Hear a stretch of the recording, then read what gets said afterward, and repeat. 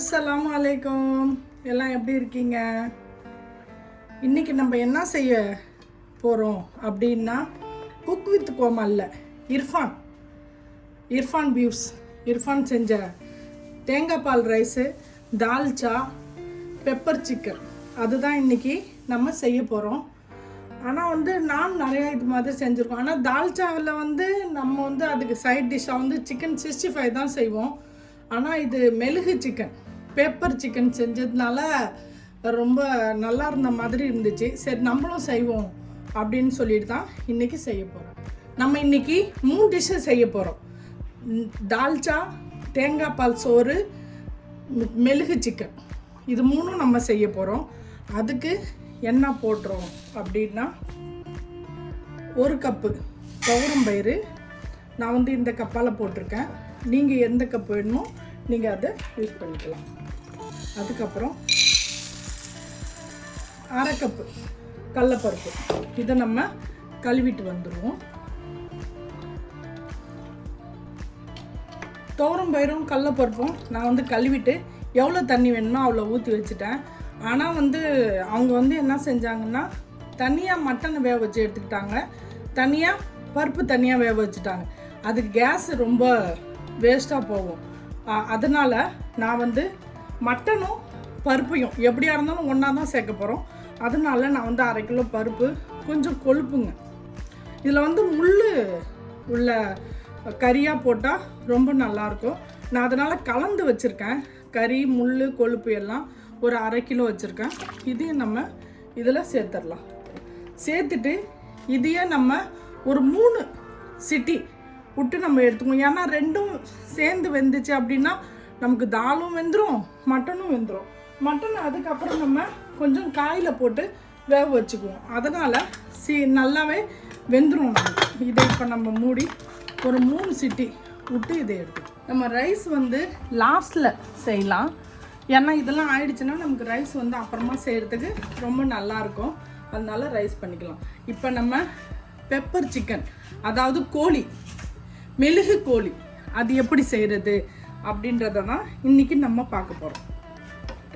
அதுக்கு மசாலா எடுத்திருக்கேன். 2 ஸ்பூன் முழு மல்லி, 1 ஸ்பூன் 1/2 ஸ்பூன் மெழுகு, 1 ஸ்பூன் பெருஞ்சீரகம், 1 ஸ்பூன் ஜீரகம், 5 காஞ்ச மிளகாய், எல்லாத்தையுமே ஒன்றா போட்டு நம்ம வறுத்து எடுத்துக்கலாம். ஏன்னா இந்த மாதிரி வறுத்து நம்ம சிக்கனோ இல்லை குழம்போ செஞ்சோன்னா செம்மையாக இருக்கும். எனக்கு அந்த சிக்கனை பார்த்தோன்னே எனக்கு செய்யணும் போல் இருந்துச்சு. அதனால தான் சரி இர்ஃபான் செஞ்ச மாதிரி. இர்ஃபானோட வீடியோ நிறையா நாங்கள் பார்க்குறோம். பார்க்கும்போது என்ன ஆகுதுன்னா, அவங்க வெளியே போய் சாப்பிட்டுட்டு வீடியோ போடுறது தான். என்னோடய பையன் பேரும் இர்ஃபான் தான். அவங்க வெளியே போய் சாப்பிடும்போது இது நல்லா இருக்குது, இந்த கடை நல்லா இருக்குது அப்படின்னு சொல்லுவாங்க. அது எனக்கு ரொம்ப பிடிக்கும். ஏன்னா நமக்கு தெரியாத கடைங்களும் நிறையா இருக்குல்ல, அது மாதிரி. இப்போ அவங்க குக் வித் கோமாளியில் சேர்ந்ததுக்கப்புறம் சமைக்கிறாங்கன்றப்ப ரொம்ப சந்தோஷமாக இருக்குது. என் பையனுக்கும் அதே வயசு தான் இருக்குது. அதனால எனக்கு ரொம்ப சந்தோஷம், பையன் மாதிரி சமைக்கிறாங்க அப்படின்னு சொல்லிட்டு. அதனால் எனக்கு இந்த டிஷ் போடணும் அப்படின்னு ஒரு ஆசை வந்துச்சு. அதனால தான் இதை நான் உங்களுக்கு காமிக்கலாம் அப்படின்னு சொல்லிட்டு போடுறேன். ரொம்ப வறுக்க வேண்டாம், இவ்வளோ போதும். நம்ம இதை மிக்சியில் அரைச்சிட்டு வந்துடுவோம். நம்ம இப்போ மெழுகு கோழி செய்யறதுக்காண்டி நம்ம பேன் வச்சுட்டோம். அதில் நம்ம எண்ணெய் ஊற்றிக்கலாம். ஒரு 2 ஸ்பூன் எண்ணெய்,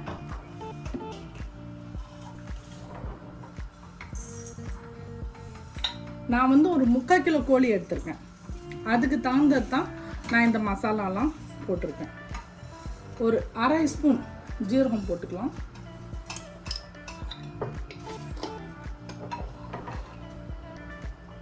இப்போ நம்ம இதில்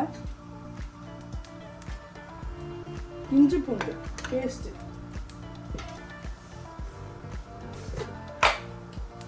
நம்ம இதில் ஒரு இஞ்சி பூண்டு பேஸ்ட் 1/2 ஸ்பூன் போட்டுக்கலாம்.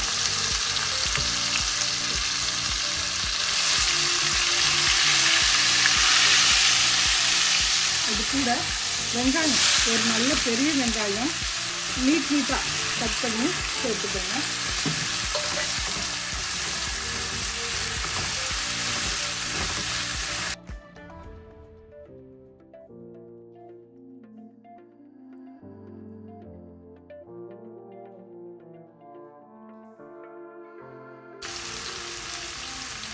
அரை ஸ்பூன் மஞ்சள் தூள்,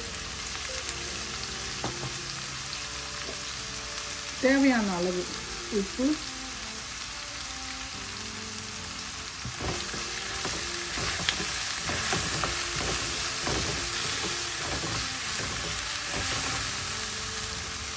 நான் வந்து ஒரு கோழி, அதாவது 3/4 கிலோ கோழி இதில் நம்ம போட்டு வேக வச்சு எடுத்துக்கலாம். கொஞ்சமாக தண்ணியும் போட்டுக்கலாம். இதில் சிக்கனில் தண்ணி விடும், ஆனால் வந்து நம்ம கொஞ்சம் தண்ணியும் போட்டுக்கலாம். ஒரு அரை கிளாஸ் தண்ணி போட்டுருங்க.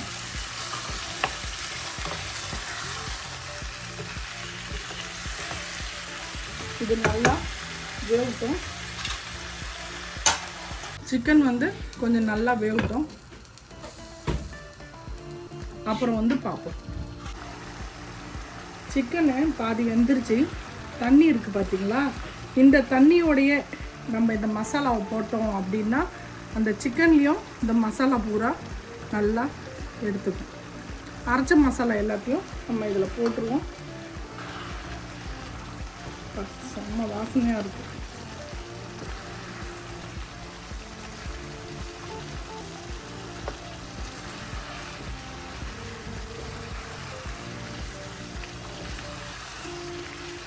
இப்போ எப்படி இருக்குது பார்த்தீங்களா? சேர்வா மாதிரி அப்படியே ஆயிடுச்சு பாருங்கள். இதிலேயே நல்லா வெந்துச்சுன்னா இன்னும் இதோட டேஸ்ட்டு நல்லா வரும். சிக்கன் துப்பு வருது பாருங்கள். அப்போ இதோட டேஸ்ட்டு இன்னும் நல்லா வரும்.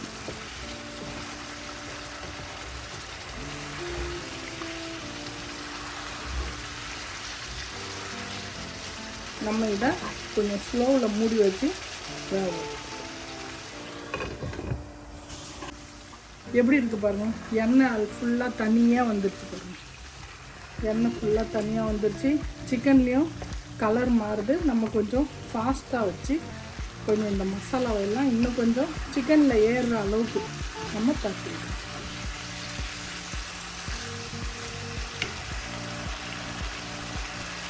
இதில் பாதி மல்லித்தலையை இதில் போட்டுக்கலாம்.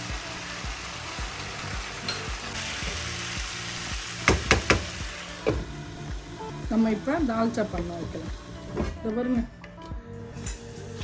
மட்டனும் வெந்துருச்சு, தாலும் வெந்துருச்சு. நமக்கு ஒரே இது குக்கர், நமக்கு கேஸ் ரொம்ப மிச்சம்.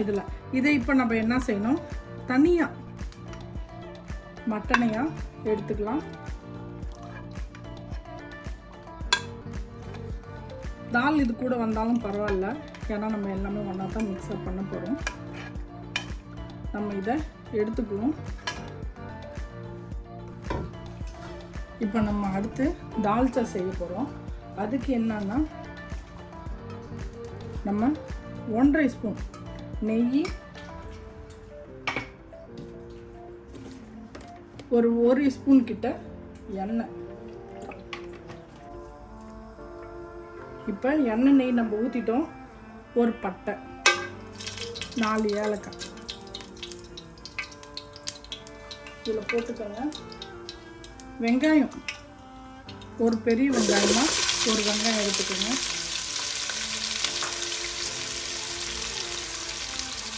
அஞ்சு பச்சை மிளகாய்,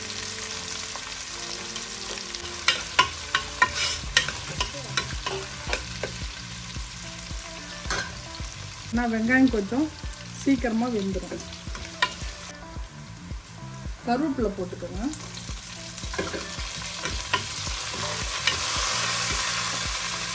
ஒன்றரை ஸ்பூன் இஞ்சி பூண்டு பேஸ்ட் அரிஞ்சு வச்சுருக்கோம் பார்த்தீங்களா? இதை நம்ம இதில்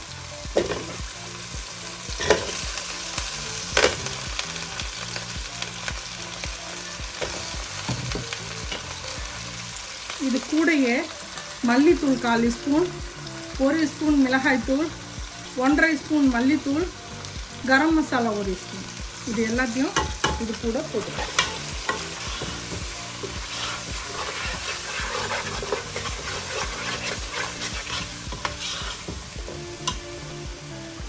பார்த்தீங்களா, அந்த தண்ணி இதில் ஊற்றிடலாம்.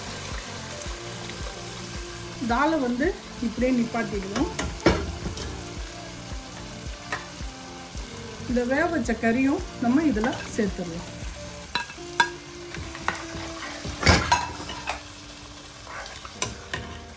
தக்காளி போட மறந்துட்டேன்.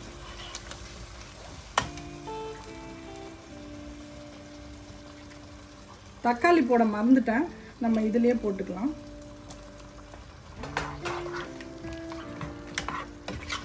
இதை இப்போ இந்த சொரக்காய் வேவுற வரைக்கும் இதை நம்ம அடுப்பில் வைப்போம். இதில் நம்ம புளியும் கூட சேர்த்துக்கலாம். நான் வந்து ஒரு எலுமிச்சம்பழம் சைஸ், பெரிய எலுமிச்சம்பழம் சைஸில் புளி கரைச்சி இதில் நான் ஊற்றிக்கிட்டேன். இது எல்லாத்தையும் நம்ம இந்த காயை இதில் வேக வச்சு எடுத்துடுவோம். ஃபஸ்ட்டு இந்த காய் வேகட்டும்.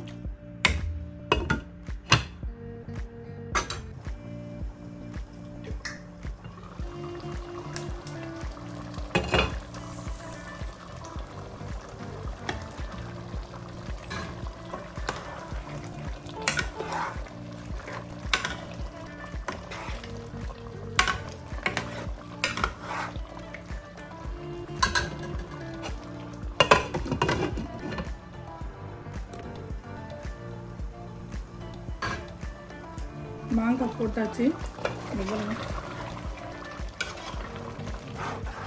சொரக்காவும் வெந்துருச்சு. இப்போ நம்ம இந்த பருப்பு வச்சுருந்தோம் பார்த்தீங்களா, இதை நம்ம ஊற்றிட்டு கரெக்டாக தண்ணிலாம் எல்லாம் கரெக்டாக இருக்கா அப்படின்னு நம்ம பார்த்துக்கலாம்.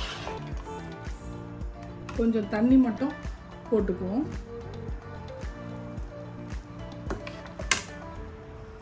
மாங்காய் வந்து நமக்கு கம்மியாக வெந்தால் போதும். ஏன் அப்படின்னா அது அப்புறமா வெந்துடும்.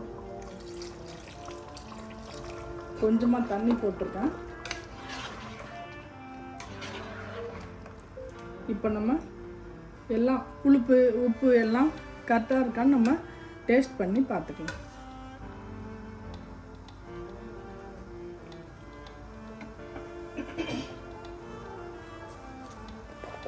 உப்பு கொஞ்சம் கம்மியாக இருக்குது.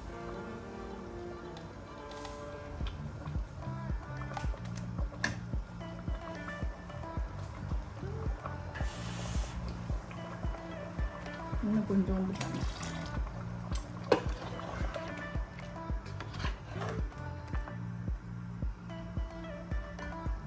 கரெக்டாக ஆயிடுச்சு. கொஞ்சம் மல்லித்தலை போட்டுட்டு நம்ம இறக்கிடுவோம்.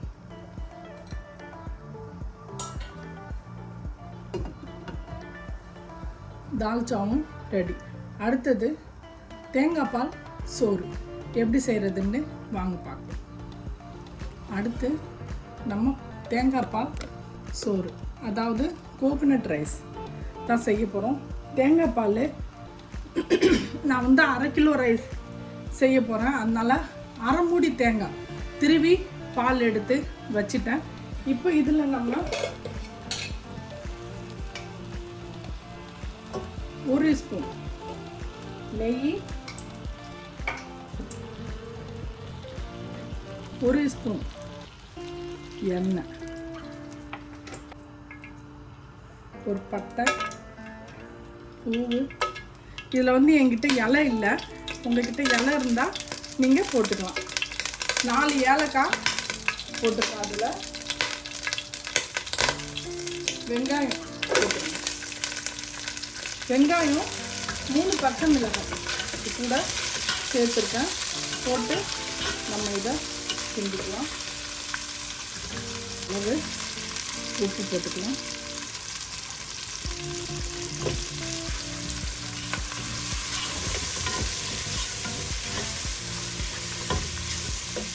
இங்கே பாருங்கள், தால்ச்சா பொரிச்சிருச்சு. நம்ம ஆஃப் பண்ணிக்கலாம். நம்ம ஒரு 1.5 ஸ்பூன் இஞ்சி பூண்டு போட்டுக்கலாம். நான் வந்து 1/2 கிலோ ரைஸு 1/2 மூடி தேங்காய் பால் எடுத்து வச்சுருக்கேன். அதை தான் இதில் செய்ய போகிறேன். இதில் நம்ம புதினா போட்டுக்குவோம். கருவேப்பிலையும் போடலாம் இதில்.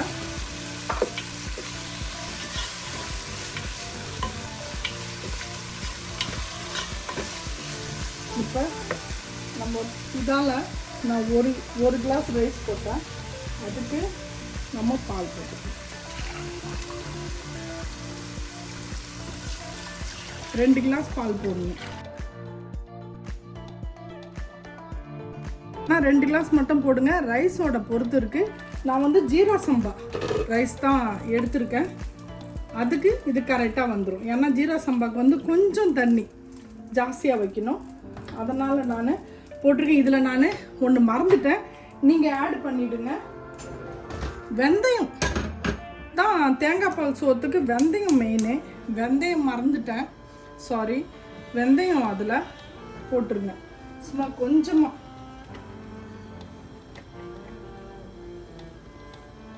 கொஞ்சமாக எண்ணெய் போடுவோம். ஏன்னா வெந்தயம் தான் ரொம்ப, தேங்காய் பால் ரைஸ்னாலே வெந்தயம் போடணும். நான் மறந்துட்டேன். நான்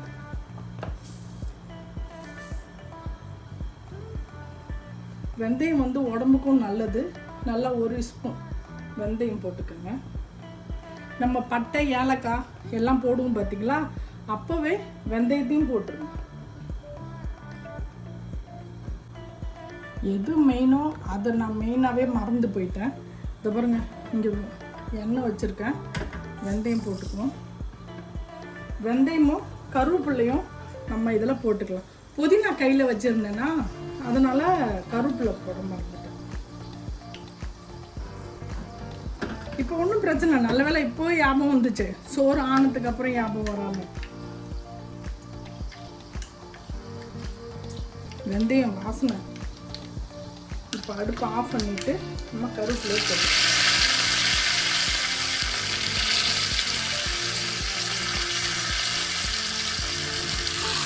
இப்போ இதில் போட்டுருங்க.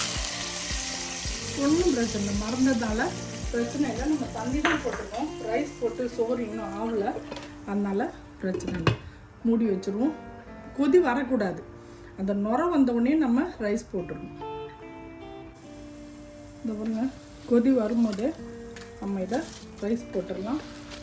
ஜீரா சம்பா ரைஸில் தான் இன்றைக்கி நான் பார்க்குறேன். இது ஒரு 1/2 மணி நேரம் ஆகும். இதை வந்து கொதி வந்தவுடனே நம்ம ஸ்லோ பண்ணி வச்சுருவோம். அப்படியே இது செம்மையாக ரைஸ் ஆகிடும்.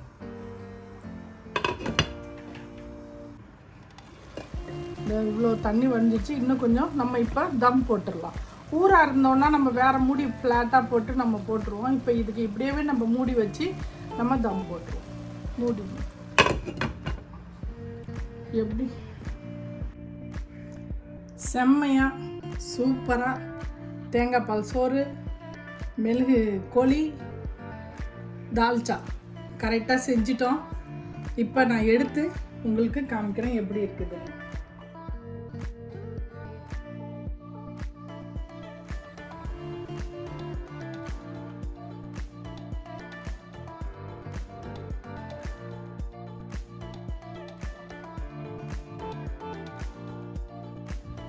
கம்மண்டு தேங்காய் பால் சோறு எப்படி ஒன்றா இருக்குது பாருங்கள். இது நம்ம செஞ்சது வந்து ஜீரா சம்பா ரைஸில் நம்ம செஞ்சுருக்கோம். அதனால் எவ்வளோ செம்மையாக இருக்குது பாருங்கள். சூப்பராக ஆயிடுச்சுல்ல. யாரும் நம்ம வீட்டுக்கு கெஸ்ட் வராங்கன்றா கூட நம்ம இந்த டிஷ்ஷு செஞ்சு அவங்களுக்கு அசத்தலாம். செம்மையாக நம்ம 3 இர்ஃபான் குக் வித் கோமானியில் செஞ்சதை நம்ம இன்றைக்கி செஞ்சுருக்கோம். இங்கே பாருங்கள், மில்க் சிக்கன், தால்ச்சா, தேங்காய் பால் ரைஸ் செம்மையாக செஞ்சுருக்கோம். நம்ம வீட்டுக்கு யாரும் கெஸ்ட் வந்தாலும் நம்ம இதை செஞ்சு கொடுக்கலாம். அவங்களும் நல்லா சாப்பிட்டுட்டு திருப்தியாக போவாங்க. 2வது, இந்த கோகனட் ரைஸ்க்கு குருமாவும் செம்மையாக இருக்கும். வச்சு சாப்பிட்டு பாருங்கள், ரொம்ப நல்லா இருக்குது. செஞ்சதும் ரொம்ப நல்லாயிருக்கு, செம்மையாக இருக்குது. இதே மாதிரி நீங்களும் செஞ்சு பாருங்கள். உங்களுக்கு இந்த வீடியோ பிடிச்சிருந்துச்சுன்னா நம்ம குயிக் குக்கிங் பை நிஷா சேனலுக்கு லைக் பண்ணுங்கள், ஷேர் பண்ணுங்கள், கமெண்ட் பண்ணுங்கள், மறக்காமல் பெல் பட்டன் கிளிக் பண்ணுங்கள். இன்ஷா அல்லாஹ் நான் இன்னொரு வீடியோடு வந்து சந்திக்கிறேன். பாய்.